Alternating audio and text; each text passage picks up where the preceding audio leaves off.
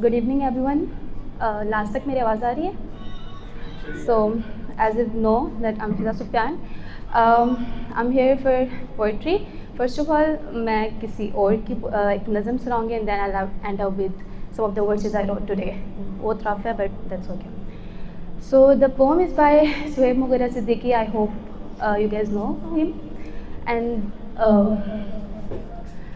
the topic, the मौजू नज़म का है रायगानी. And before I start I want to know कि सुहेब मुग़िरा सिद्दीकी ने ये नज़म एक जिद्दत के तर्ज पे लिखी है जिसमें there is a merge of poetry and science, laws of science, you'll see that. Okay, रायगानी हिस्सा अव्वल. मैं कमरे में पिछले 31 दिनों से फ़कत इस हकीकत का नुकसान गिनने की कोशिश में उलझा हुआ हूँ कि तू जा चुकी है. तुझे रायगानी का रत्ती बराबर अंदाज़ा नहीं है. ओके. तुझे रायगानी का रत्ती बराबर अंदाज़ा नहीं है.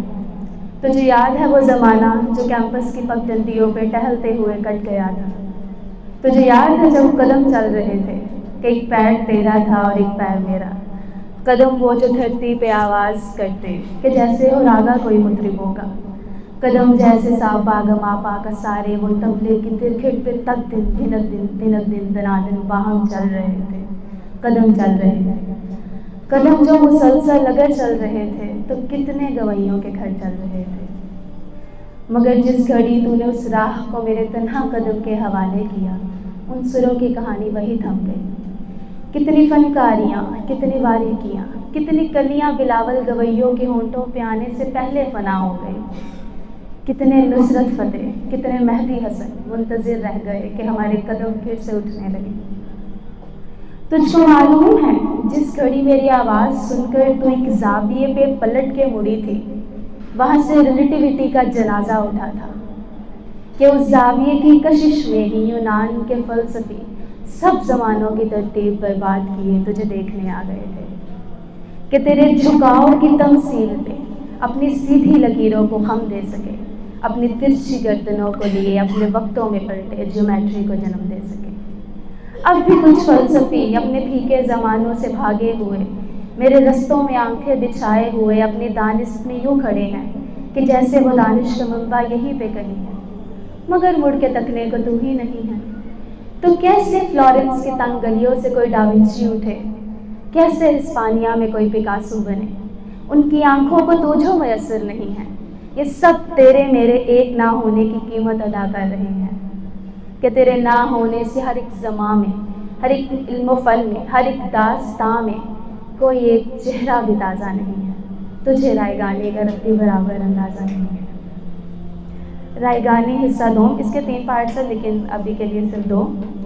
वो बात जो गिनती के चंद दिनों से शुरू हुई थी वो साल हर साल तक चली है, कई ज़मानों में बट गई है.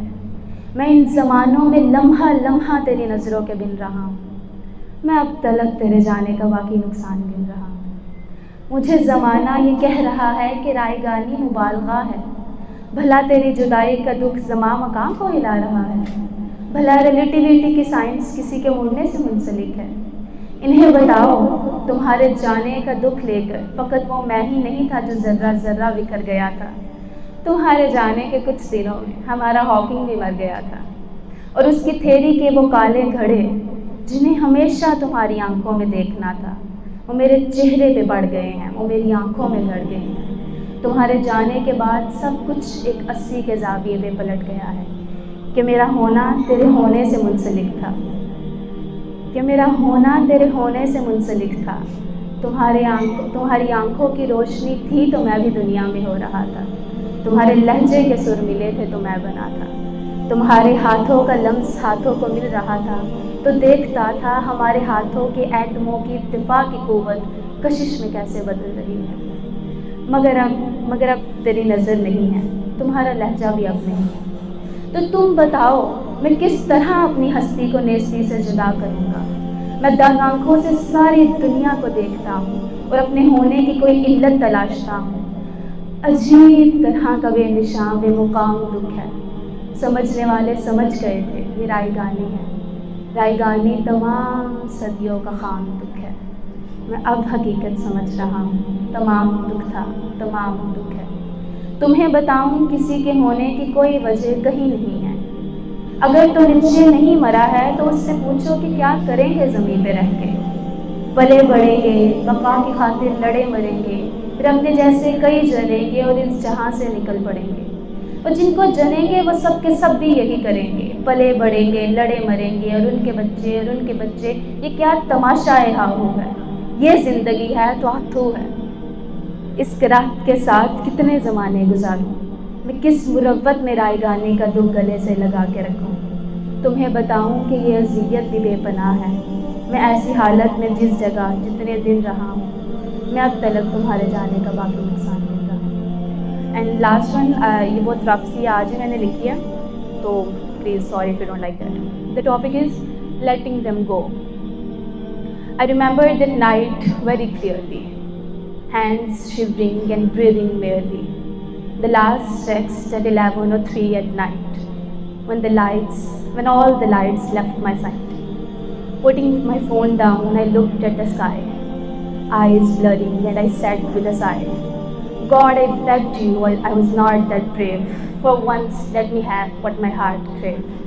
But this time it wasn't you, it was destiny, and I had to let him go to keep him safe. Tears went down like a flowing river, more hysterical breathing, more shiver. I searched for any hope around me, but it was all gone, not a tiny sliver.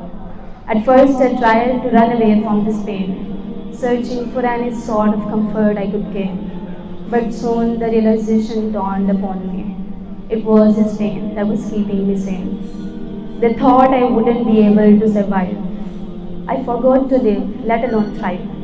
I had oceans to cross in front of my eyes, and felt like a swimmer who forgot how to dive.